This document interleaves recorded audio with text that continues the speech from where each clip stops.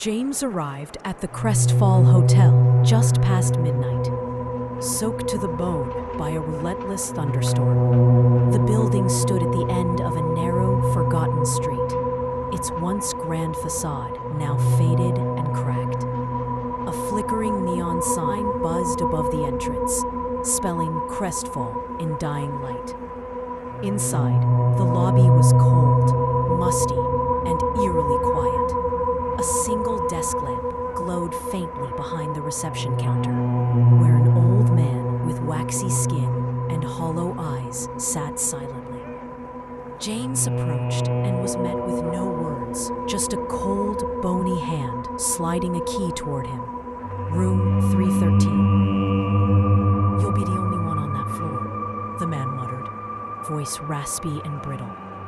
James furrowed his brow but took the key, shivering as it touched his hand.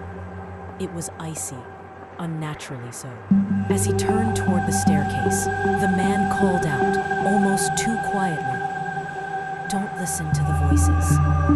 James paused, unsure if he heard correctly. The elevator was broken, so James climbed the stairs, each step creaking beneath him.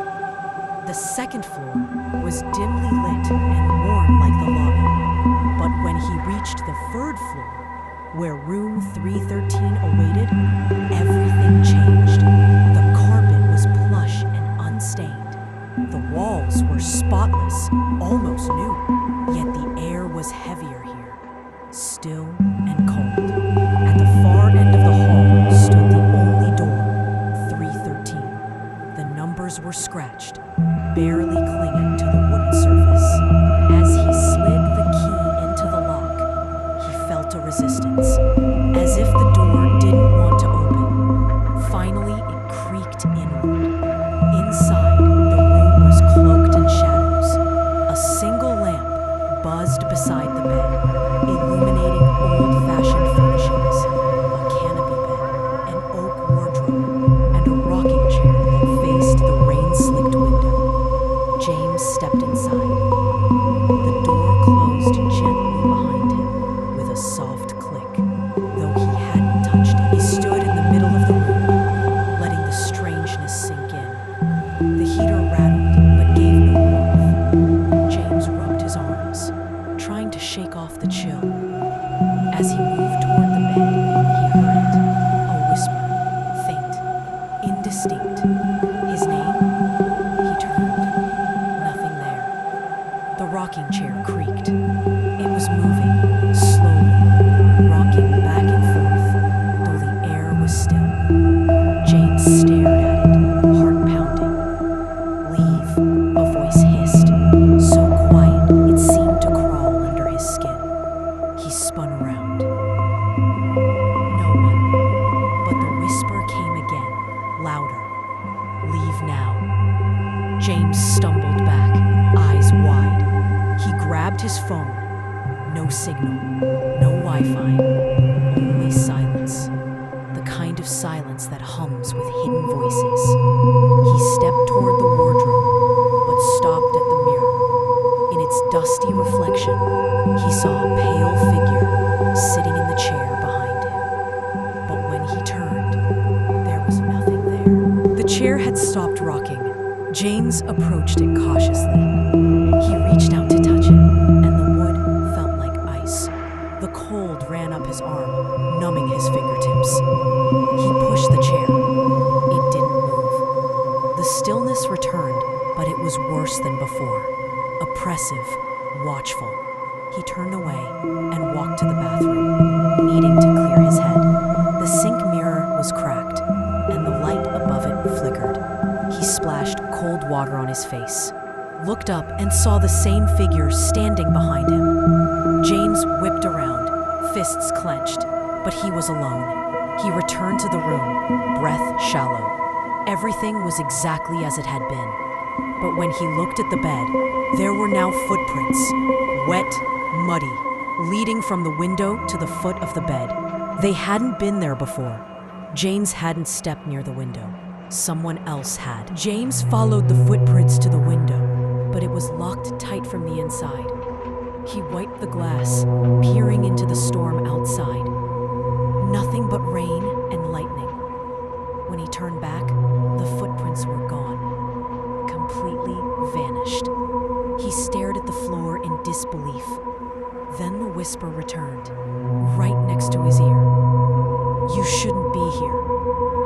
He backed away, scanning every corner. The wardrobe creaked open slightly, though he'd never touched it. Gathering courage, he opened it fully. Inside hung a single black coat, long and old, swaying slightly. The back wall was scratched, like fingernails had clawed through it. Something about the coat felt wrong. James closed the door. Behind him, the chair was rocking again, faster this time. He shouted, "Who's there?" but got no reply, only that laugh, high-pitched, mocking, a child's laugh. Yet there were no children in the hotel. Determined to make sense of it, James pulled out his phone and began recording. "Room 313, Crestfall Hotel. Something is wrong here." He panned the camera across the room. Nothing seemed out of place until he replayed the footage. In the video, standing behind him near the wardrobe, was a girl in a white dress, hair covering her face. James dropped the phone, heart racing. He looked around wildly. She wasn't there. Not anymore. The whisper came again, but this time from under the bed. "Found you." James dropped to his knees, lifted the blanket. Nothing. Empty. But the bedsheet was damp, and the floor underneath was smeared with mud. The darkness was suffocating. James couldn't even see his hands in front of his face. The storm outside flashed occasionally through the window, casting eerie shadows that danced along the walls. He reached for his phone to use the flashlight, but the screen was cracked, flickering uncontrollably. Then he heard it. Breathing. Heavy, raspy breathing. Not his. It was coming from the far side of the room, near the wardrobe. Each breath grew louder, closer. He stood frozen, not daring to move. Lightning struck again, illuminating the room for a split second. And in that moment, he saw her. The girl in the white dress, crouched in the corner, her face buried in her knees, hair dripping wet. The light faded, plunging him back into blackness. He held his breath. Silence. Then a whisper, inches from his ear. "Don't look at her." James turned anyway, and what he saw should not have existed.